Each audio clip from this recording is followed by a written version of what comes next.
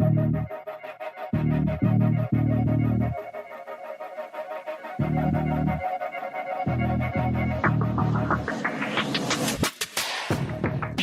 away we go. It's another edition of the Arrowhead Pride Editors Show. My name is Pete Sweeney. I'm the editor-in-chief of arrowheadpride.com, joined not by my executive editor, John Dixon, who's currently in a trailer trip exploring the United States of America, but we do have a fill-in for him, our Arrowhead Pride podcast producer, Steve Serda. Steve, how are we doing, man? Well, Pete, I am fantastic. I also really appreciate that John was like, immediately when the football season's over, I am getting in the trailer and I am off the grid. I appreciate the commitment to the immediate vacation as soon as football season's over. Yeah, he actually has been sending me photos. So on Monday, he sent me the painted desert in Arizona. A little bit later, the Salt River Canyon. And then yesterday around 9:09, the mile-wide meteor crater near Winslow, Arizona. So he's exploring America, and good for him. It was a long season. Where'd we go? Because of the Chiefs being Super Bowl champions last year, we went from mid-July to mid-February. And I'm not doing the math on that, but that is a lot of months of football coverage. So well worth it in the end as the Chiefs get the victory over the San Francisco 49ers. They go back-to-back. They become the first team to go back-to-back since the 2004 NFL season. Very, very impressive. I want to give you guys an update on the editor's show. So here's why it's taken us so long to get back in the saddle here. Traveled Monday after the Super Bowl. Usually we've been doing it on Mondays. And then we had a huddle up, and we, of course, had plans to do it that Thursday following the parade, because we figured we could talk about the game. The takes would be well marinated by then, Steve. We could discuss some of the things that were said at the parade. And then, of course, we had the terrible tragedy that happened down there. And it didn't feel right to do a celebratory editor's show at that point. And as we alluded to, John then went on vacation. So here's the plan for these couple of weeks here. It's going to be Steve and me today. We're catching up the editor's show. We'll have our marinated takeaways from the Super Bowl. Steve is in. Brett Veach and Andy Reid are scheduled to speak next week at the NFL Scouting Combine. And so John and I, just depending on when that presser is, will have our first editor's show after the Super Bowl, like 3 weeks later. But we'll be reflecting to some of the comments that they have. And we'll give John an opportunity to pass along his marinated takeaways from the Super Bowl in season. And then I plan to be off that following week. So we're resetting here. And then you should expect Steve and John, that is now 2 weeks from now, filling on that show. It's a good reminder, too, that in the off season, we go from Mondays to Wednesdays. And so 3 weeks from now, when I get back from vacation, Steve will be in full swing to our podcast calendar for the draft season, right? And John and I will be covering the news as we've done in previous seasons. I'll give you an opportunity here. You want to talk a little bit about our draft podcast schedule here as we go? Yeah, so I should have an episode of the Great British Chief Show coming out either late this afternoon after the editors is posted, or tomorrow morning. And then, but moving forward, as Pete mentioned, editors will be on Wednesday. We'll have Veach season with Rocky Magana, Kramer Sansone, and our draft guys coming out every Monday. And then AP Draft Room with Ron Kopp and Caleb James will be coming out every Friday. And we'll have some other stuff kind of in the mix here, but trying to make sure that we've got you covered on all things NFL draft and everything you need to know. And the guys do a ton of work this time of year on our draft team, and they were tremendous last season and really calling their shots on some of these players and even some of the guys the Chiefs wound up taking. So it's kind of must consume content. So I'd say locked in right here to the Arrowhead Pride Podcast Network. Yeah, so that is a loose plan of what to expect over the coming weeks and months as we get ready for the NFL draft. On today's show, we will do our reviews first, as we usually do.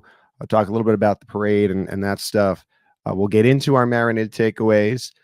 As of yesterday, I did this article that was Pro Football Focus came out with their top 200 free agents. Chiefs had 7 of them. Give some thoughts about how I think the Chiefs begin to navigate this free agency period.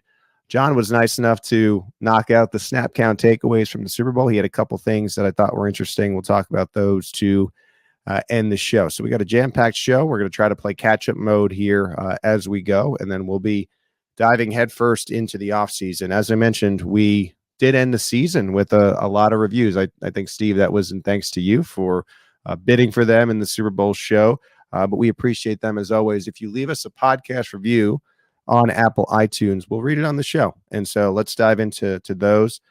This one came from, I can't even pronounce the username, CDSHGD. Chiefs are back-to-back Super Bowl champions. Great show, as always, no notes. It's always good to not have critiques on a year-long worth of episodes, Steve. Zoo Max said, simply the best.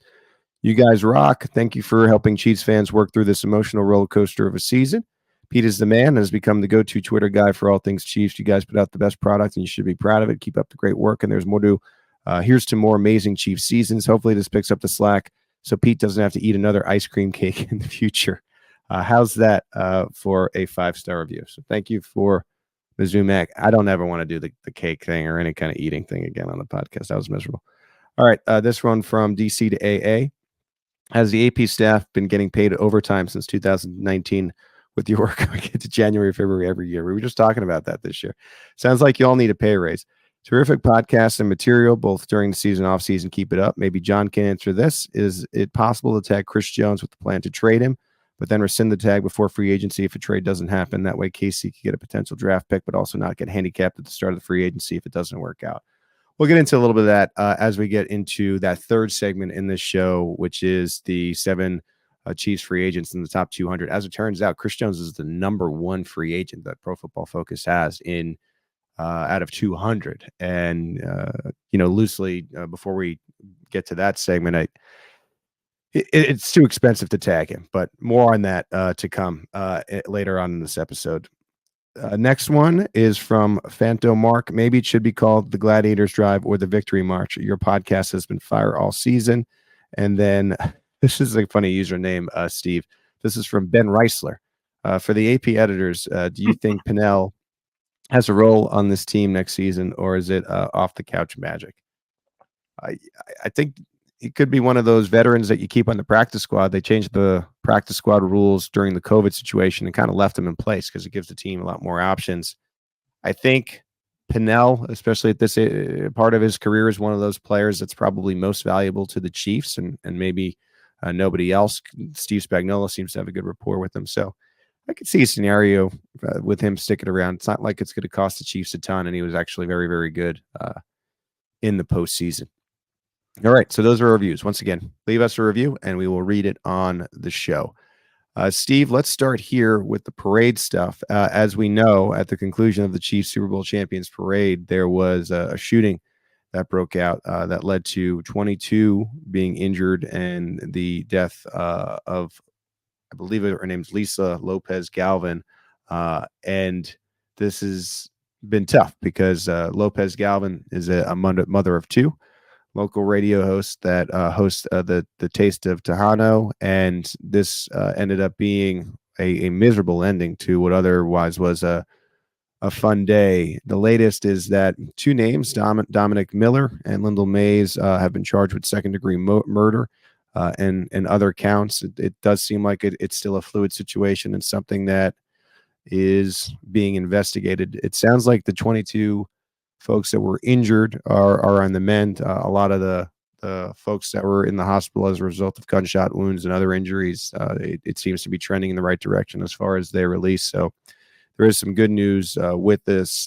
This was tough. I think this was a situation that nobody expected to happen in Kansas City. But at the same time, I think it's to a point where we're expecting this to happen on a weekly/monthly basis across the country. I'm not trying to turn the Arrowhead Pride podcast into any kind of political debate, but I think it's just another statistic in a long line of statistics of a problem in America. And you hope that we can eventually get to a place where we can live in a world where we don't have to worry about leaving the house and ending up in a hospital or dead. This was the case at the parade, and really, really unfortunate and pretty jarring. I mean, Steve, we cover the parade from our homes. I've mentioned this. I cover the parade from my house because it's just such a huge event. It goes into the security of the whole thing. It's tough to be in a lot of places at once.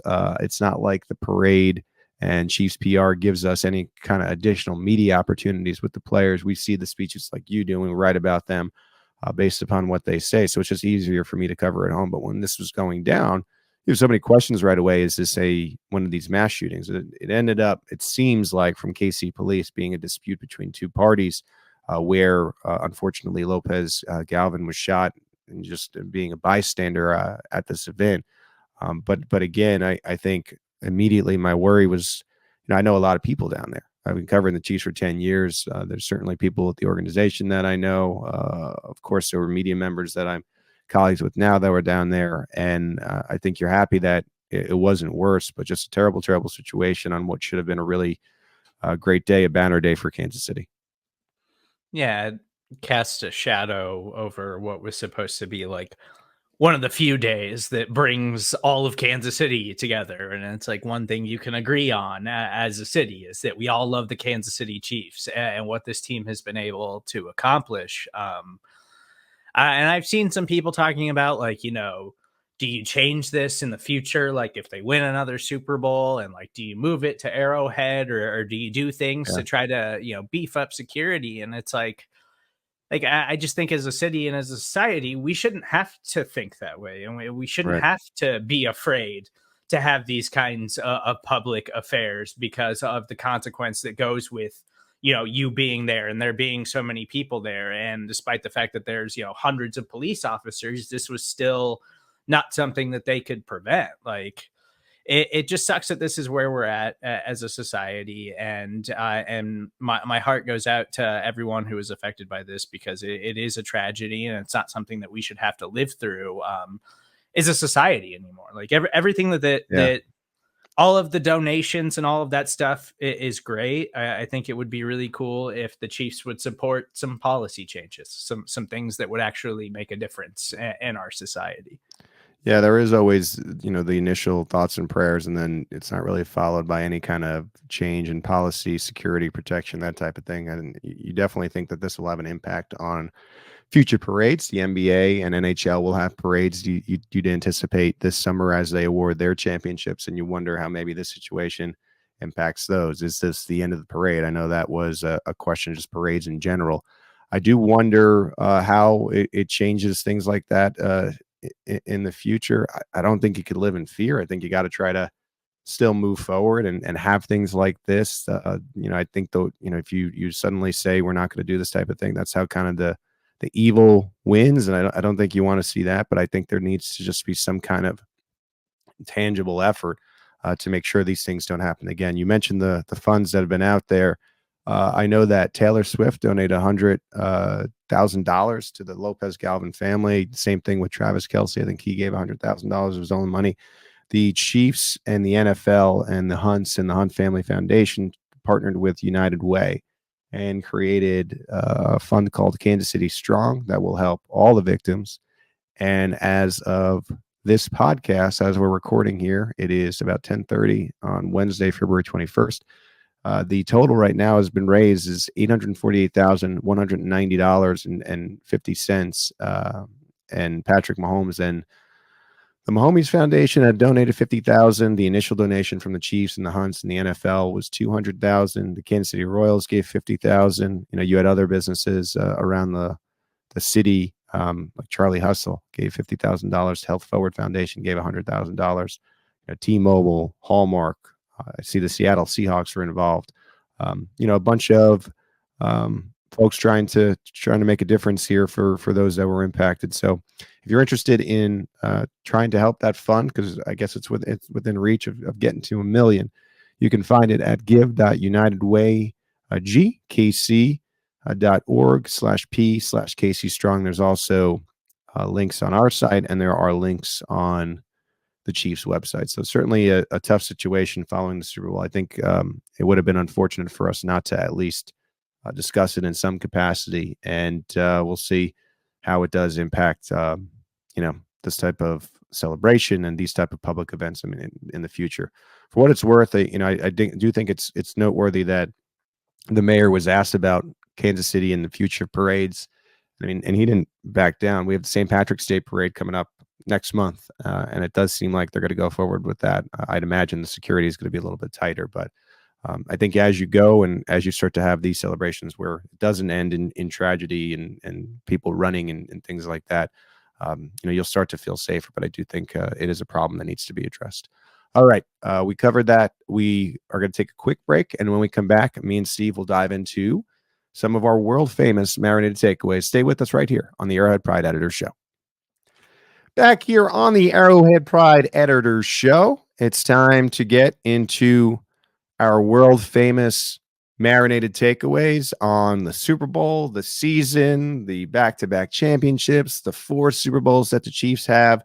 And Steve, usually I will let John go first. And so I'm always batting second. I was thinking about going first, and I'm just so used to being in that Derek Jeter 2 hole. So I'm going to let you go first and let me know what you thought about the Super Bowl and really the 2023 season as a whole. So I think my biggest takeaway coming out of the Super Bowl really has to do with next season and the future and all of the decisions that the Chiefs have to make this offseason. And some of this from our contributor, Nate Christensen, who just posted an article this morning on arrowheadpride.com. 3 reasons why 2024 should be the Chiefs' most aggressive offseason. And I know it's something that he's talked about, and it's something that I totally agree with. But coming out of back-to-back Super Bowls, I am all in on a three-peat now. Like, I am all in on Patrick Mahomes and this Kansas City Chiefs team continuing to shape NFL history. And I think that the last couple of years where, the Chiefs trade away Tyreek Hill and they make this franchise-changing decision, and Tyreek Hill is a Hall of Fame player. Like, he is one of the best wide receivers in the NFL, one of the best wide receivers in NFL history. And he has done nothing but prove that during his time in Miami. But the Chiefs moving on from him and then just nailing draft class after draft class and having all of these young players and these guys, these depth pieces that they've also been able to afford, like slow developing some of these players to make sure that they're ready to step into significant roles when they need them to. Like, that's an advantage that most NFL teams can't afford. And the Chiefs have managed to do that in back-to-back seasons where they won Super Bowls. And so I think that going all in on a three-peat is like, it's like, if you're not going to do it for this, then what are you going to do it for? Like what are you, what's it going to take for you to commit the money and the resources? And I'm not saying put yourselves in a bad cap situation, but I think we would agree that the best version the Chiefs could field next season involves Chris Jones and L'Jarius Sneed being on this team and other offseason additions or whatever. But let's do it. Let's go all in on this thing. Let's try to change NFL history. Let's be the first franchise in NFL history to go for 3 straight Super Bowls. And I think I totally agree with Nate in saying that this should be a hyper aggressive offseason for the Chiefs, where it's not just let's play for the future. Let's play for the future. No, let's play for right now. Let's go do this thing and let's change NFL history and try to win 3 straight Super Bowls. Yeah, I don't think it's necessarily me disagreeing here, but I think it is a me just kind of explaining to you how I feel based upon conversations I've had with people in the building, dating to years ago when they first got Patrick Mahomes. I think there is a valid point to be like, well, look, this is a rare opportunity. I mean, some franchises will never get the opportunity to go in a three-peat. This has been a case where 8 teams have went back to back and 8 teams have failed of winning 3 Super Bowls in a row.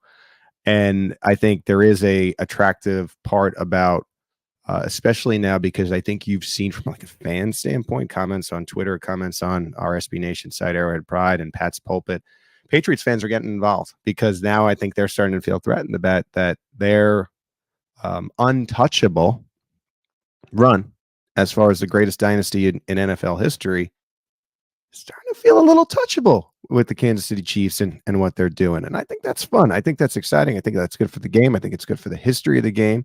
And I think it is telling as to like the territory the Chiefs are on. You know, Steve, I know that you are a guy that likes to listen to a lot of sports radio, sports talk, things like that. Bill Simmons, Mr. New England, has finally acknowledged that Mahomes is on the Brady corner. Like, for someone who's as pompous as Bill Simmons and nose up and, you know, Brady everything, all this, all that, to say that, I think is really telling as to where the Chiefs are. And so I understand what everyone is saying, like, go all in for this now. I think that would be cool. I think the Chiefs are going to try their best to do both, where they're being somewhat aggressive this offseason, trying to get back to the Super Bowl, but also you only have Patrick Mahomes for so long, you know, and I know that, oh, you know, he's only in his 20s. It seems like it's going to be forever. He's 28 now. In 2 years, he'll be 30. Suddenly, you know, as it goes, it feels like time is going to be so long. It happens quickly. You know, I never think that I never would think that the Chiefs are going to want to put themselves in some kind of like Los Angeles Rams hole. And for what it's worth, the Rams kind of fell off the cliff, and they were back to an extent this year. But I think the Chiefs want to be above average every season. Some years they're going to be teetering along elite. Other years I think are going to be like this past year, where they were an above average team. The defense was elite. The offense kind of ebbs and flows, but they finally found a way to do enough at the end. And I think what you learned this past season is you don't necessarily have to be the greatest team all time to get it done in the Super Bowl when you have Patrick Mahomes. And that is what has stood out to me.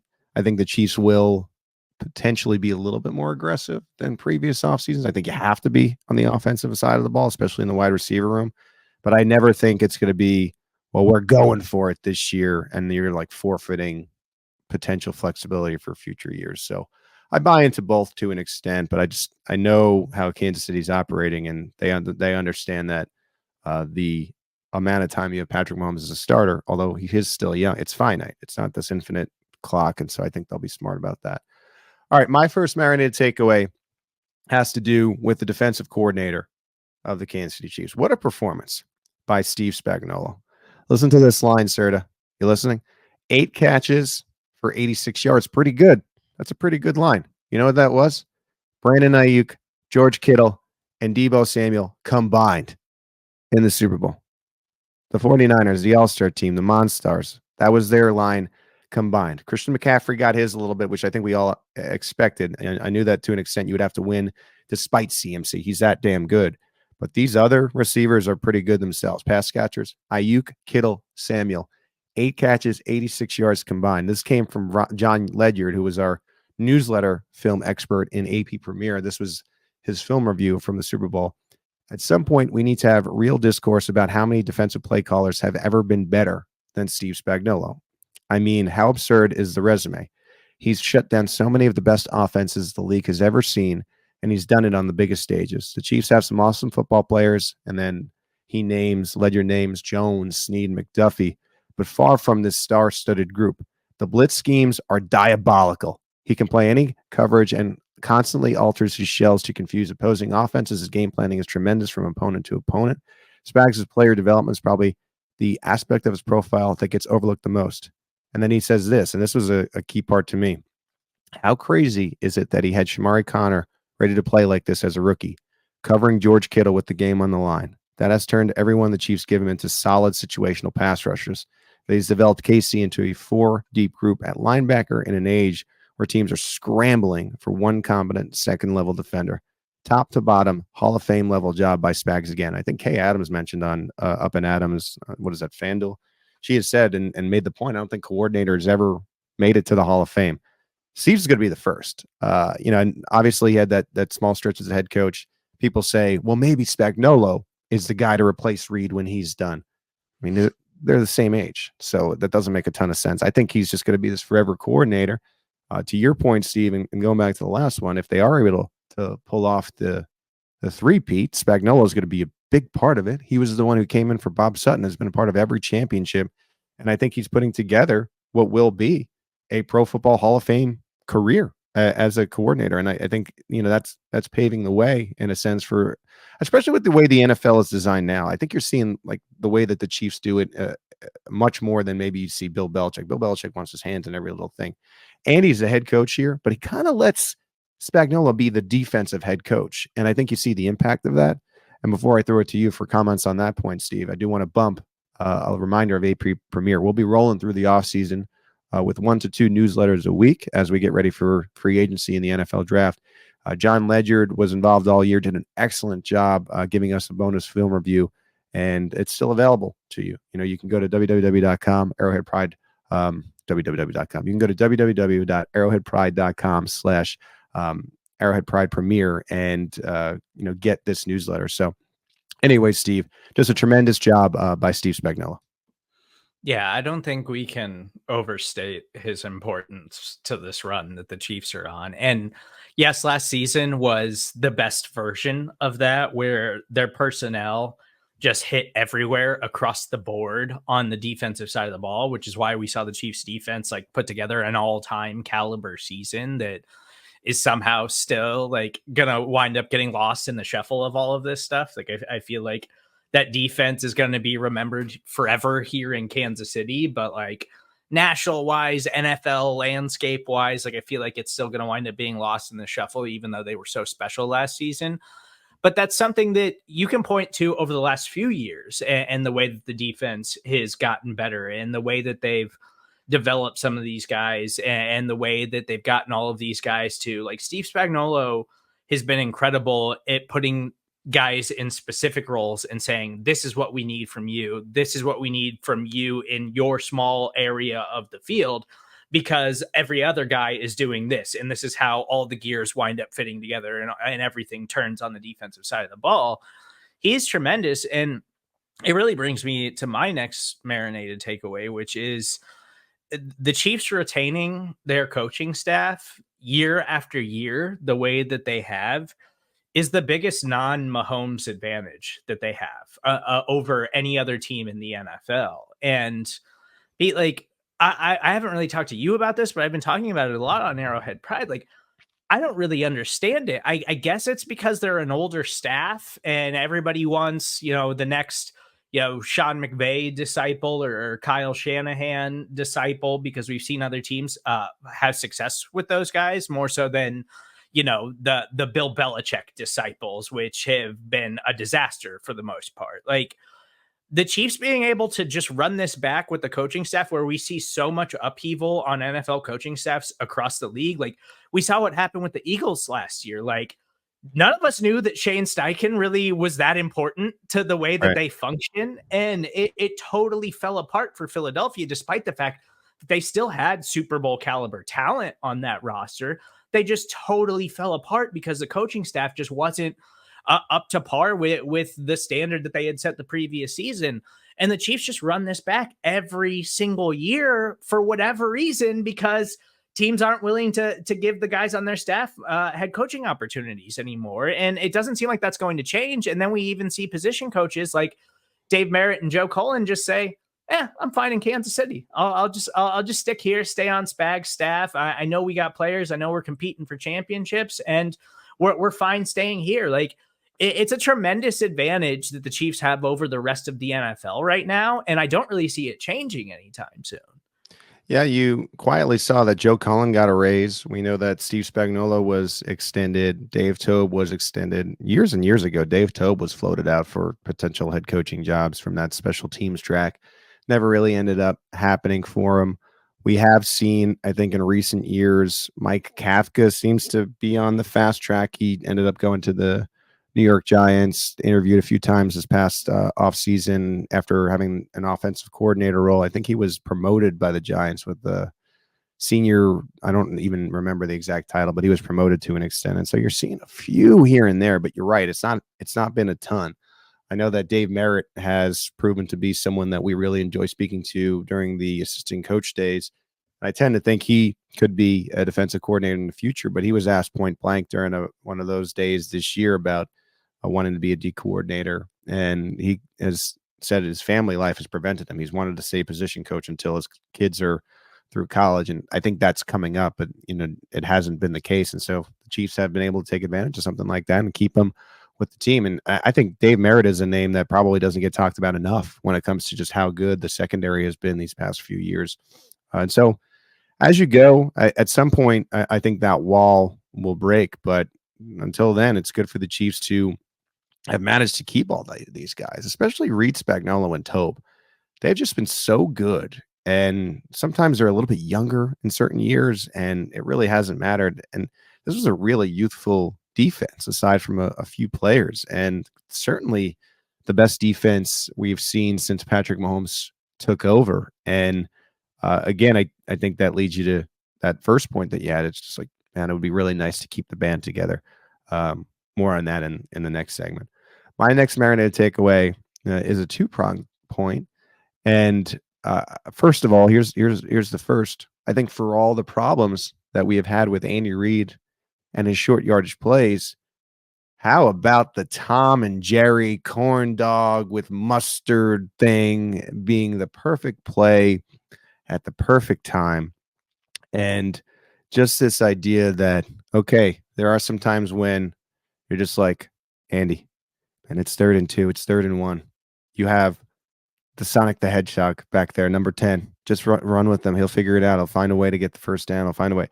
And then there are other times when, I mean, it is a little bit more complicated of a play, but it ends up being the perfect call, a little bit unconventional. But this was the same type of thing from last year where you motion Hardman, gets lost in the shuffle, and there he is to make a catch, which, by the way, didn't even seem like he knew it was for the game. How the 49ers, I don't want to go off another tangent, but how the 49ers didn't know the rules, and then how McCole Hardman didn't know that he won the Super Bowl at the time. It always is incredible to me.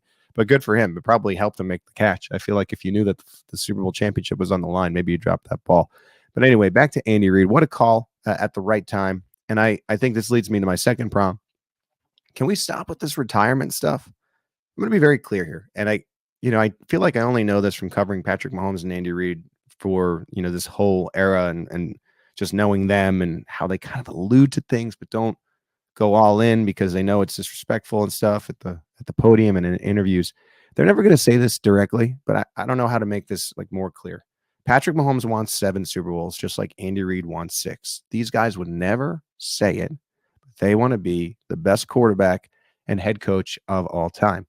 And I think so long as Andy Reid's health is okay, and as he goes here, he's getting closer and closer to being in that greatest head coach conversation. What if they do repeat and he's at 4? His contract's not up till 25. And again, he's 6 years younger than Bill Belichick. Could he understandably sign another 3 to 5 year deal? And then what if he does get to 6? I think that as much as Andy Reid will always talk about the Hall of Fame, always talk about his fellow coaches, always gives them respect, I think he and his bones, his big red body, I think he thinks that he's the greatest head coach of all time. And I think he also realizes he needs the championships to be in that conversation. You can only get championships by remaining a head coach. And so now you're also afforded this grand opportunity. And the Chiefs put them out all the time during the regular season. They always put out that list and Belichick is well ahead of Reid by like a season or two. Bill Belichick's not coaching this year. What an opportunity for Andy Reid to catch up when it's in terms of wins. How many wins Bill Belichick is going to have this year, Steve? 0. And so now Andy Reid can get a little bit of advantage with wins. Andy Reid's not going anywhere. And again, huge asterisk, so long as his health is okay, which is always a mystery to us. It's not like they give coaches injury reports, but I just want to make it clear here. Although these guys are not saying it, they want it. I mean, Mahomes to get to 7, or maybe even 8, let's not get crazy. And Andy definitely wants to get to 6, or at least in the range, so that he can be in that conversation, much like Kobe, never got to 6, but he has enough to be in the conversation with Michael Jordan. I think Andy wants that. Oh, and let's be real here. It's a certain clickbait publication that continuously puts this out there just to get clicks and interaction online. And then Andy Reid every year is like, I don't know why people keep asking me this. Right. Like, he almost laughs at it. Like I haven't talked about it. I am focused on winning football games this season. I guarantee you the year that Andy Reid decides to retire, we'll know, like we'll have some indications ahead of time that like this is the last go around for him, and it'll be on his own terms. It's not going to be a clickbaity headline on an internet website that doesn't really have any affiliation with the Chiefs. Yeah, no, I agree. All right, what's your final marinated takeaway, Steve? This really is just the season as a whole that ended in a back-to-back Super Bowl title. And it's just, you can't ever doubt Patrick Mahomes and Andy Reid and this coaching staff. And trust me, this season tested me more so than I have ever been tested. And there was some weeks in there. I think the win over the Patriots was one of those weeks where I was very frustrated. Like, yeah, they beat a 3-win football team, but it was still very ugly and they didn't look very competent in doing it. Like, there were some weeks this regular season where I was like, they just do not have it this year. I don't think they can overcome this stuff. And as we've talked about year after year with this Kansas City Chiefs team, it's even when they're loaded up with superstars across the board, or a season like this where they can't seem to figure things out on offense, the regular season is just a trial run for them at this point. It's just practice for them. Yes, you have to be competitive and you have to win games, but they're banking on the idea that Patrick Mahomes is always going to keep them in games, no matter what the personnel is. And then the rest of it is just figuring things out and figuring out what each guy is best at for the playoffs. And they did that to perfection this season. It took a lot longer than any of us wanted it to. I've said multiple times, I don't think they for sure had the playoff outline in place until week 17 of the regular season. Like, I legitimately believe that it took them that long to really figure things out, but they got it figured out, and they got it figured out just in time for the postseason. And then we saw them put on a coaching masterclass where the Chiefs said, we believe that we have the stars and the talent to go toe to toe with any team in the postseason. And they did that. And they had the toughest playoff run in NFL history. And it all led to another Super Bowl title. So at this point, I know there's going to be a lot of conversation, as there is each and every year. And everybody's going to say, this is the Bills year. This is the Bengals year. They already started with the Bengals. Did you see Roto World the other day? Or CJ Stroud and the Texans are on their way. And they're going to load up on free agents this offseason. Okay. But I am never, ever doubting Patrick Mahomes and Andy Reid again. I am never, ever doubting this version of the Chiefs ever again until we see some kind of like legitimate dramatic drop off. I am never, ever doubting that this team can go to a Super Bowl as long as they have Patrick Mahomes. Yeah, I agree with you, Steve. And that leads me into my final point. And look, I know there are some of you out here that don't want to hear from Soapbox Sweeney today. And so what I would do is fast forward this podcast maybe 1 to 2 minutes. But we need to have our own little Nick Wright moment here on the AP Podcast Network with special shout outs to you, Steve. I'm glad you're here today. Rocky Magana, Aaron Ladd, Tom Childs, and Ron the Show Hughley. Can we not have the Week 8 freak out anymore? The negative Nancys of the AP Podcast Network. We love you. I love having different opinions on this podcast network, but can we not do the, oh no, MVS dropped a pass on a Monday night. This team is doomed. Oh, it's the Packers game now. Wasn't called on for DPI because the Chiefs would have probably won if they actually make that call, but they lost. The season is over. It's a disaster. They're done. Veach needs to be questioned. This person needs to be held accountable. The last 4 touchdown catches in the Super Bowl: Sky Moore, Kadarius Toney, Marquez Valdez-Scantling, McCole Hardman. You have Patrick Mahomes. You're making my point for me, Steve. Thank you that you found your come to Jesus moment. You have Patrick Mahomes. So the team doesn't really need to be all that good when you have Mahomes, and especially when you have Steve Spagnuolo and a cast of characters on defense that can make up for some of those problems on offense. I said it. I said it all year. I said I think they have enough to win the Super Bowl because the defense is so good, and they have Patrick Mahomes. And so that's where Soapbox Sweeney comes into play. I know it's not always the best radio content to hear I told you so radio, but I had to take at least one moment to say, I told y'all to relax. And then what happened? You ended up getting a back-to-back Super Bowl. So the next time you want to get on X, you want to call our coast-to-coast line. You want to be down and out like Aaron Ladd or Tom Childs and sad and complaining like Rocky. Remember that you have Patrick Mahomes. And I love what Veach said at the parade, obviously before all the BS happened with all the stuff and after where he's just like naming how the years were. A return to glory, right? Then the rebuilding year was a Super Bowl title. The quote unquote down year was a Super Bowl title. Because like Veach knows, and he's known this for a long time, he has Patrick Mahomes. And so Patrick Mahomes can be the grand master to a lot of these issues. And to all your guys, is his credit. I think, if I'm being honest here, you play the season a ton of times. How many times are they really winning the Super Bowl? But I just think Mahomes is the Michael Jordan of the NFL. We'll see if he surpasses Brady. But when you have that guy, and especially when you are so excellent as the Chiefs were at defending and allowing Mahomes some breathing room when it comes to like, let me find a way to make this work. He proved this year that he can win in different ways. And I think that's the scariest part about this team and this era here of Chiefs football. You saw that he could win by throwing the ball all the way down the field. This was a very tough year. And he had the presence of mind, and it took a little bit. He looked pretty bad at the beginning of the year to you guys and what you were saying, but he found a way. He realized he had to live in the intermediate. He had to live with taking first downs, and with the defense playing as well as it did. As long as he didn't make mistakes and put them in bad positions, they were always going to have a chance to win. And with him, that really was all that you needed in the long run. And I think that's why you saw them win a title. And let's be clear here, the Chiefs stole one. This was a grand opportunity for some of the better NFC teams and certainly the AFC teams to go and get one. And they're going to regret, I think, especially when you think about Buffalo and Baltimore in particular. You had them, and using Meech's words, in a down season in your building, your places were rocking, and you couldn't find a way to do it. And now if the Chiefs do go get a T. Higgins or a Mike Evans, get some receiver in place, you add one in the draft. How great was the Rashee Rice pick? Now you have Rice, you have receiver X in free agency, and Travis Kelce, sure, a little bit slower, but still proved, I think, especially in the stretch run, that he can still do it. You missed your opportunity there. But again, no more questioning Patrick Mahomes in week 8. I think that's my grand point here, Steve. Yeah, I'm guilty of it.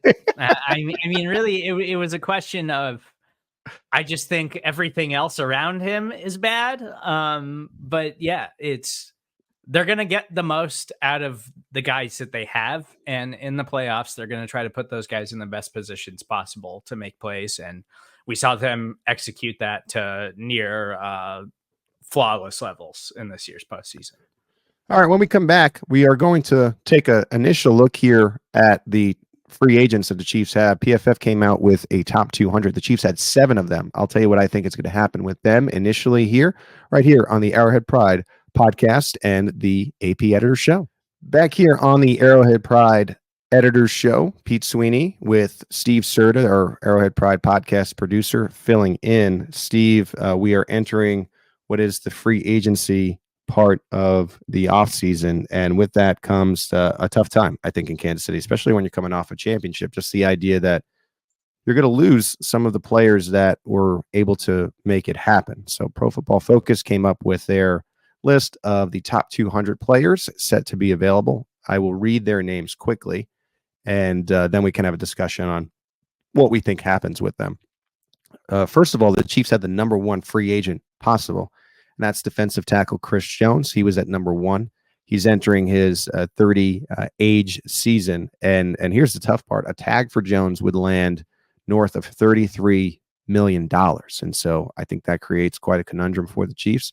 Another great free agent the Chiefs have coming at number 10, cornerback L'Jarius Sneed. What a pick by Brett Veach a few years ago. He's turned into one of the better cornerbacks in the league.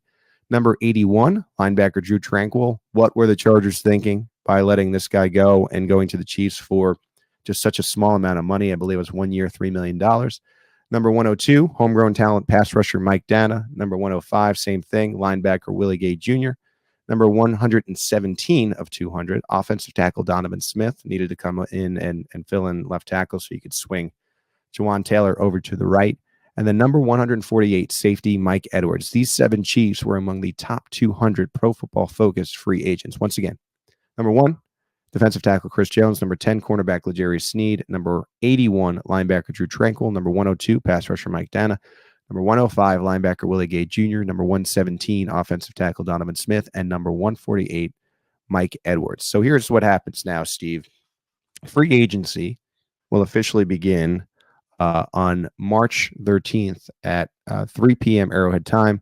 But teams are allowed to start negotiating with free agents. This is called the legal tampering period on March 11th, 2024 at 11 a.m. Arrowhead time. We'll, of course, have all the coverage for you at arrowheadpride.com. Right now, the Chiefs and Brett Veach, they're coming up with off-season plans. You know, they're seeing what they have in front of them. They're having these meetings, these draft meetings, these free agency meetings. They're saying, okay, how can we possibly make this team better and keep the team under the cap? And that gets complicated with how many free agents we're talking about that had real integral roles on the Chiefs. And if they go elsewhere, you're going to have to figure it out. So here's my analysis right now. Now, keep in mind, like, this can change fast, right? I mean, we could do this podcast. Veach can come up with a long-term extension for L'Jarius Sneed, tag Jones, and then, the whole thing changes. So this is just the way that I feel things are going to go right now. I think when you look at Chris Jones, and we talked about the tag for $33 million, that's because of how much he made in 2023. I don't think you could tag him. As much as people are saying, like, the Chiefs have to tag him, they don't have any depth at defensive tackle. Like, I understand that, but I just don't think you could handcuff your team in that capacity. We just went over how much Mahomes matters with your chances of winning. I mean, as we saw with the Tyreek Hill trade, and this is an unfortunate part of doing business in the NFL, like, there's only one player that the Chiefs wouldn't move, of course, and that's Patrick Mahomes. And so I think just considering how much it'll take to tag Jones, and here's a key part of it for me, just the representation. Remember those guys from week 1, Steve, that were flanking Jones at Arrowhead in the box? What a weird move that was. Like, I don't know if they are going to be telling Jones, like, you love Kansas City, we should try to work with the Chiefs and come up with a value deal.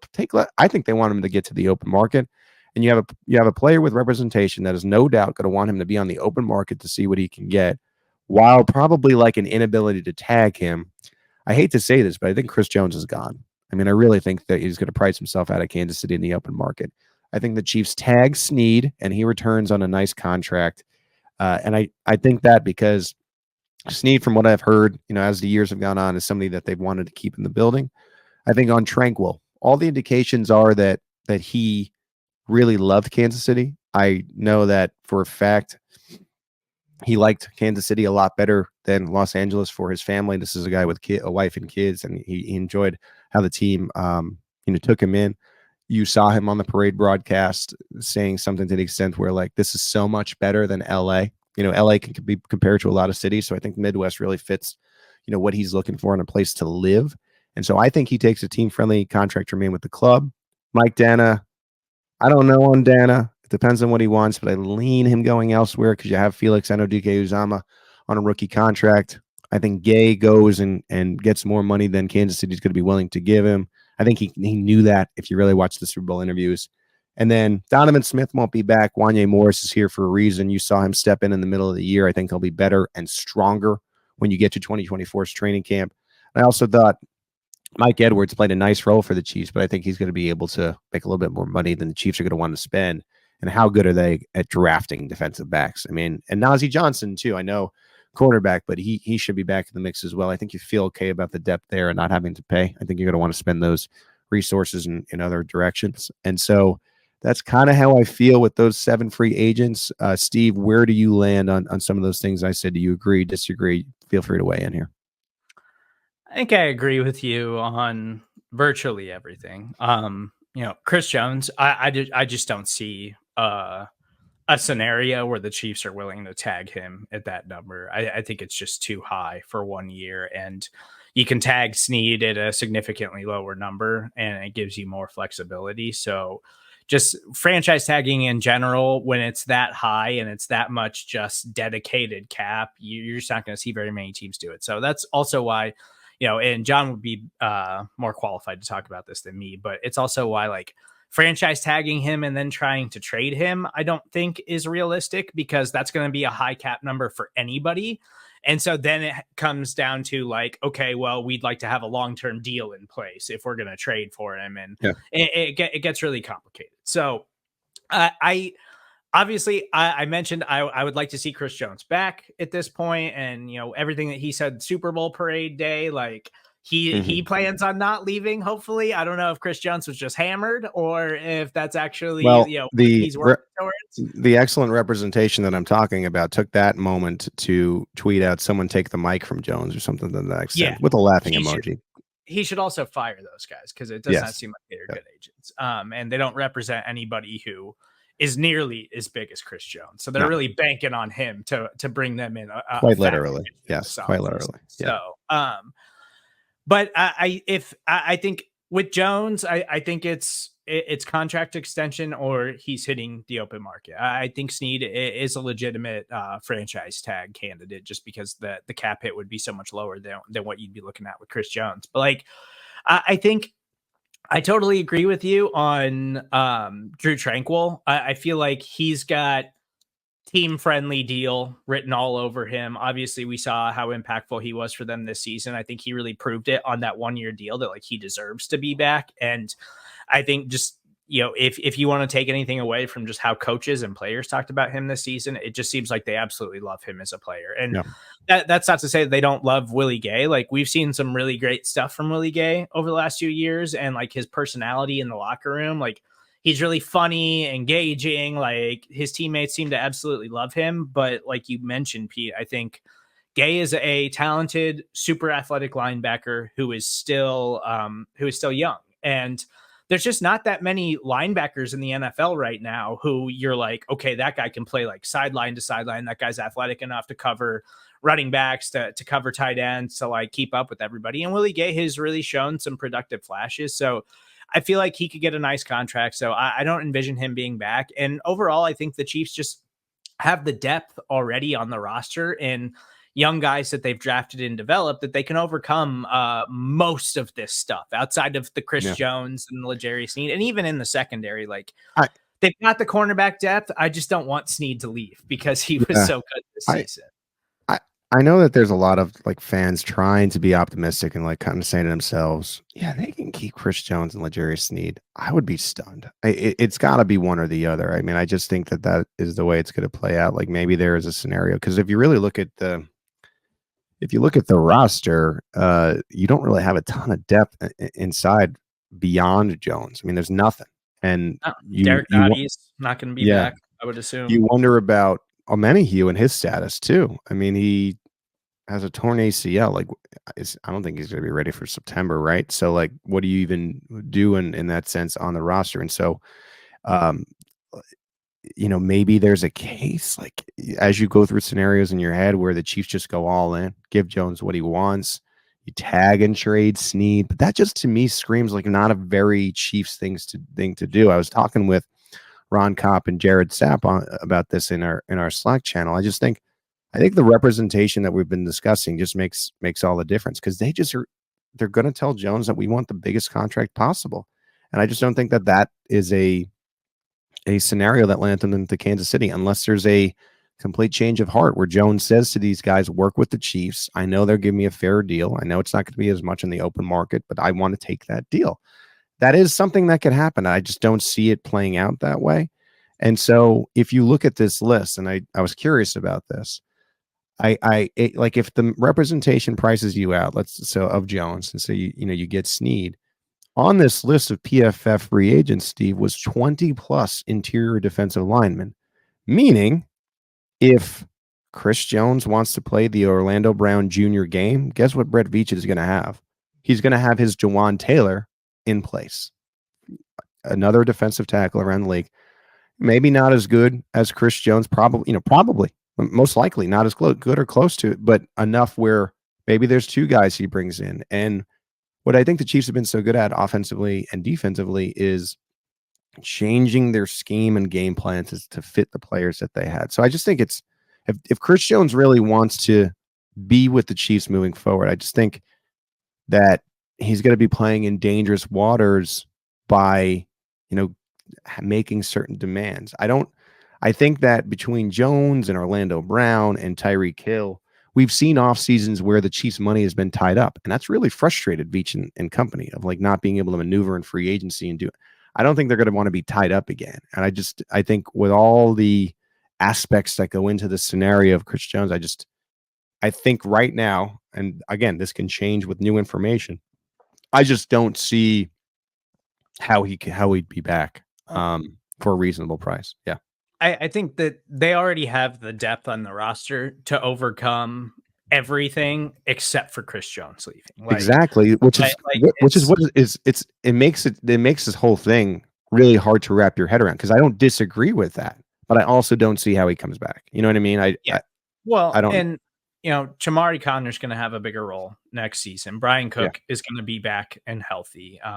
So safety, like you already have the depth there in the safety room. Linebacker, Leo Chanel took a huge step forward this season, and I would expect that he's going to be a starter next year. And they bring back Drew Tranquil. They still have Nick Bolton. Like linebacker room looks really good. And then it's okay. You got George, you got Felix. You hope to have Charles Omenihu back at some point next season, but you could probably use another edge rusher, and your defensive tackle room is totally decimated right now. Like, right. and that's the thing is like, I do agree that like they could be like, well, we've got another guy bookmarked that we'd be interested in who, might not be Chris Jones, but could still be an effective player for us. I just don't think that there's very many defensive tackles across the league right now that are in the same league as like Chris Jones and Aaron Donald. Like there's Dexter Lawrence, like Derek Brown had a nice year this year, but like there's just not that many guys from the interior who are as good as he is. So yes, it would take some retooling. But I think that's the one position where it's like you let Chris Jones walk, and it's like we're talking total rebuild in the defensive tackle room. That's why Omenihu was such a killer, because he was a monster toward the end of the year. And I think, he's like an inside outside guy. I think if he been healthy, and you're saying to yourself, all right, you get 2 replacement level defensive tackles in, maybe you draft one. Hey, maybe you get Noddy back, right? Now you're putting more pressure on Karlaftis and Omenihu, and I think you're feeling okay, especially with Felix, and you kind of see how he develops year 1 to year 2. But yeah, it's tough because that position room is very, very thin. About as thin as you could be, and you're saying goodbye to a player who makes up for all that. Really, the best player in the market at that position. It's a very tough decision, and it'll be fascinating to see how the Chiefs navigate it. Like I said, I think ultimately, I think Jones walks, goes to another team, and Snead stays, but this can change. It's a very, very fluid offseason. And you hope that you're wrong here, because it's been really fun to watch Chris Jones and certainly this defense. It would be great to live in a world where they could keep this defense together, but it's hard for me to see that happening, at least at this juncture. I do All right. think Oh, they're go ahead. secondary. I do think they're secondary too. Like if Chris Jones walks and they have to retool the defensive line and figure things out and say, okay, we got to lean on George more. George has got to Yeah. be your guy or something like that. The secondary is going to help with all of that though, too, because their secondary, especially if they bring Snead back, they can lock down anybody. That's going to hopefully translate to some sacks and things like that. Like it's not the end of the world. It's just, I would like to see if they could put this defense together for another run like they had this season. And just because it's fresh in our minds, Steve, I mean, I was at the Super Bowl in Vegas, and I'm sure you were watching on TV, but like it just seemed like Brock Purdy had a ton of time in that game, didn't it? And these are elite pass catchers, and yet it didn't matter with the secondary. So, like, look, I'm not trying to sell anyone on life after Chris Jones. I'm just trying to depict where like reality might be okay. I think reality is you may not have them, or you probably won't have them. So how do you live in that world and still win? I just think there are some signs to feel like you can at least manage, but who knows? Maybe we're wrong here. Maybe Chris Jones says to his 2 buddies from week 1, look, I want to be in Kansas City, make it happen. That's what I want made happen. Not necessarily getting the greatest contract. I don't see that. And to your point too, it's like he's their best client, and it's no one close after that. So this is the contract that is kind of going to make them the most money, make them the most money of their career as well. So it's important to keep in mind. All right. Let's get into the snap count takeaways from John. John's not here. He did this like work for us before he went on his grand expedition. But he said that in the Super Bowl at wide receiver, Rice and Marquez Valdez-Scantling at receiver spent the most time on the field. I think this opens up a discussion of, is MVS going to be willing to take a pay cut here to stay in Kansas City? He seemed at the end of the year to really like what the Chiefs have here. I think he realized from some tales that I've heard inside the building. I think he realized that with his current cap number, there is no way that the Chiefs would keep him at that. It was 13.98 for 2024. So I do wonder if he goes to Brett Veach and says, I'm willing to take less money to stay, What do you think, Steve? Do you think that is a potential of him happening? Because one thing I know for sure here is he can't stay with the team at that number. Yeah, I think he's the most likely Chief to take some kind of restructure for less Yeah, money to stay if on he the wants team. to be here, I don't Yeah, know. because I mean, it's obviously he's had two really impactful postseasons now, but regular season wise, like he was one of the worst wide receivers in football last year. Like just to be Yeah, totally blunt about it, like during the regular season, he was running as many routes as some of the like top starting wide receivers in football, and he was one of the least efficient players in all of the NFL. Like you can't pay that guy $13 million to do that during the regular season just for postseason performance when you can find guys that can still be effective in the role that he has on the team. yeah, it would have to be a pay cut. If you're having me choose one or the other, I tend to think he's gone. Running back, Jerick McKinnon had 22% of the offensive snaps in his return. That's pretty impressive, man. He had core muscle surgery in early January. I was at the Super Bowl. I had talked about this on our podcast. I ended up having some egg in my face a little bit, but I talked to Clyde. The impression that I got was he was there for support, and maybe he surprised himself with just how good he felt on the practice field. But key part of the Super Bowl, and he actually ended up cutting into Clyde's snaps in this game. Jerick McKinnon, ageless wonder. If he wants to retire, I think he had a great career. Very, very hard to come back from 2 years out of football. We know about all the injury stuff that he had in the middle of his career. But if he wants to come back for a veteran minimum type of deal for Kansas City, I think the Chiefs would welcome him. Why not keep him in the room if you can? I think Clyde will be elsewhere after this year. To me, to the Super Bowl with Jarek, because I was totally shocked that he got as many snaps as he Couldn't did too, believe it. and had some key plays, like had a huge first down pickup in this game. But it also to me kind of felt like this is hey, we love Jet McKinnon. He's everybody's favorite guy in the locker room, and we've heard Andy Reid and Patrick Mahomes talk about like the guys on this team love Jerick McKinnon. Like he is considered like one of the best locker room guys, like one of the best teammates that they have. And so it also kind of felt like a like this is the last go round to me. Like this is hey, you got healthy, you worked your tail off to get here. We're going to give you some opportunities in the Super Bowl because of everything that you've meant to us over the last couple of years. I'm kind of surprised that he hasn't retired yet. To your point, I wonder if he tries to do one more year because this year was pretty injury filled. And I think a lot of times guys just want to have one more good year. But 31, 32, that's pretty old for a running back. I'm curious to see what happens with him. I think for a veteran minimum type of deal, the Chiefs would welcome him back in, though. So we will see on McKinnon. At offensive line, kudos to Nick Allegretti. The Chiefs have had situations, as we know, in the past in the Super Bowl where they got to go to the third string at offensive lineman, and that is never a good thing, as they learned against the Tampa Bay Buccaneers. Tears is UCL. That's the elbow injury that typically for pitchers in the MLB would require you to have Tommy John surgery. Doesn't miss a snap in this game. What a gritty performance. I think this is a shame for Nick because Nick's been a pretty good backup these past couple of years. And I think especially after his postseason run, filling in for Joe Thuney, who had the pec stuff, I think he might have wanted to go elsewhere to start, and it maybe had a reasonable, case to at least compete for a starting job somewhere, around the NFL as a free agent. And now, rather than trying to explore free teams as a healthy free agent, you wonder his timetable for recovery. But at the parade, he caught up with one of the 41 reporters, and he said, the bottom line was I could find a way to play, so I played.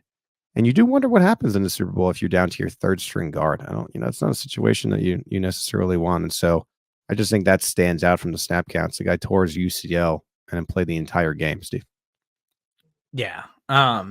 Just that's another one of those things that is going to get forgotten by most people and kind of lost in the shuffle. But Nick Allegretti will be remembered by Kansas City Chiefs fans forever. Like he's just going to be one of those players. Like, remember when Nick Allegretti played through a torn UCL at the Super Bowl? Good trivia question, and kudos to him too. Like almost like a makeup. The last time he was like filling in was with Super Bowl 2020, where the Chiefs just got thrashed. And so much better supporting cast this time around for Allegretti. And you saw the results of that. Patrick Mahomes had his time. They were able to find a way to win. Last point, defensive end. Amenahue was out of the mix, and Malik Herring, and Felix Anudike-Uzomah combined for 33% of the snaps to fill in for Amenahue. I think Felix, to his name, had 7 snaps.